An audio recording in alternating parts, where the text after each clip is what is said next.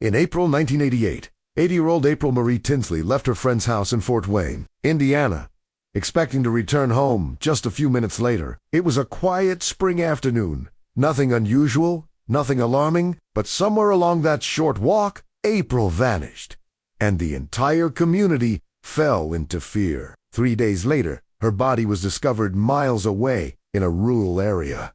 The crime was brutal. Investigators collected every piece of evidence they could find, including a crucial DNA sample. But in 1988, the technology to identify the killer simply didn't exist. And with no witnesses, no suspects, and no solid leads, the case began to grow cold. Then something terrifying happened. 2 years later, in 1990, a message appeared on a local barn, a taunting note seemingly written by the killer himself. And in 2004, more disturbing messages were left for young girls in Fort Wayne, accompanied by small items and handwritten notes.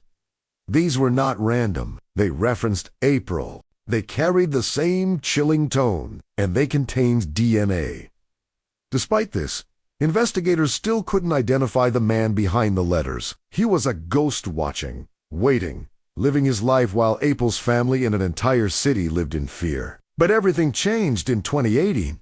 With the rise of forensic genealogy, the same technology that cracked the Golden State Killer, detectives submitted the suspect's DNA to genealogical database. Expert genealogists built a massive family tree, tracing distant relatives, mapping connections, narrowing down the possibilities, until one man emerged as the strongest match. Joseph James Dangelo. No.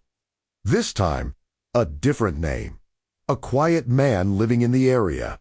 Someone who had blended into the community. Someone no one suspected. Investigators followed him, waited for him to discard something, and collected DNA from a piece of trash. When the test results came back, they confirmed what they already feared.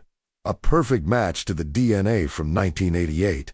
After 3 decades, April Tinsley's killer was finally arrested. Justice had arrived slow, late, but powerful. To watch the full documentary and see how investigators solved one of Indiana's darkest mysteries, click the link in the description.